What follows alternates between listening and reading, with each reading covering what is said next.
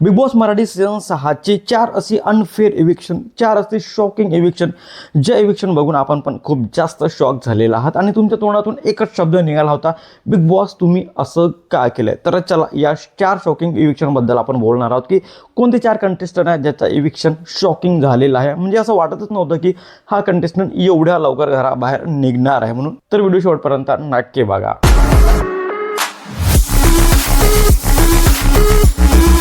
Hello, welcome back to my channel Marathi Bigg Boss update. आपल्याला माहिती आहे की बिग बॉस मराठीच्या या सीझनमध्ये खूप जास्त शॉकिंग इविक्शन झालेले आहेत. म्हणजे अपेक्षित नव्हतं तेच सदस्य घराच्या बाहेर गेलेले आहेत आणि त्यानंतर असं वाटलं की आता बिग बॉस तर बघणं बंदच करावं लागेल, कारण जो मेन कंटेस्टंट होता, जो फेमस कंटेस्टंट होता, म्हणजे असं अनएक्सपेक्टेड इविक्शन झालेलं आहे बिग बॉसच्या घरामध्ये, जे अपेक्षित नव्हतं. तर त्यामध्ये पहिला नाव आहे करण सोनावणेचा. करण सोनावणेचा पहिला नाव यासाठी आहे कारण जेव्हा करण सोनावणे नॉमिनेटेड होता तेव्हा त्याला सर्वात जास्त वोट्स मिळाले होते ॲज पर वोटिंग ट्रेंड. आणि असं असूनही प्रत्येक वेळेस करण सोनावणे डेंजर झोनमध्ये असायचा, बॉटममध्ये असायचा. असं का होत होतं ते बिग बॉसलाच माहिती, कारण करण सोनावणेला जास्त वोट असूनही करण सोनावणे प्रत्येक आठवड्यामध्ये डेंजर झोनमध्ये होता. आणि एक दिवस असा आला की करण सोनावणेचा इविक्शन झाला, करण सोनावणे घराबाहेर पडला. हा पण एक शॉकिंग इविक्शनच होता. दुसरा शॉकिंग इविक्शन सचिन कुमावतचा होता. सचिन कुमावत पण जेव्हा नॉमिनेटेड होता तेव्हा त्याला खूप जास्त वोट्स होते ॲज पर वोटिंग ट्रेंड. आणि असं असूनही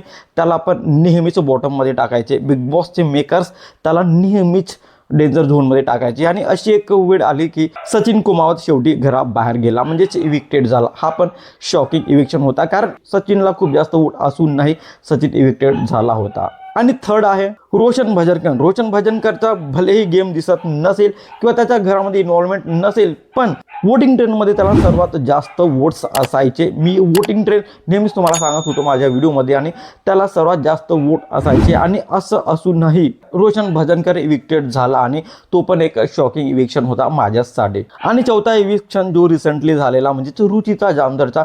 रुचिताला पण वोटिंग ट्रेंडमध्ये खूपच जास्त वोट होते. रुचिता कुठल्याच वोटिंग ट्रेंडमध्ये ती डेंजर झोनमध्ये नव्हती किंवा बॉटममधून नव्हती. आणि असं असूनही बिग बॉसच्या मेकर्सने रुचिताला पण घराबाहेर काढलं. रुचिता चांगली गेम पण खेळत होती आणि चांगला कॉन्टेंट पण बिग बॉसला देत होती. आणि असं असूनही बिग बॉसच्या मेकर्सने रुचिताला घराच्या बाहेर काढलं. हा इविक्शन माझ्यासाठी सर्वात जास्त शॉकिंग होता, म्हणजे अनएक्सपेक्टेड इविक्शन होता. मी याबद्दल कधीच विचार केला पण नव्हता की रुचिता एवढा लवकर घराच्या बाहेर जाणार म्हणून.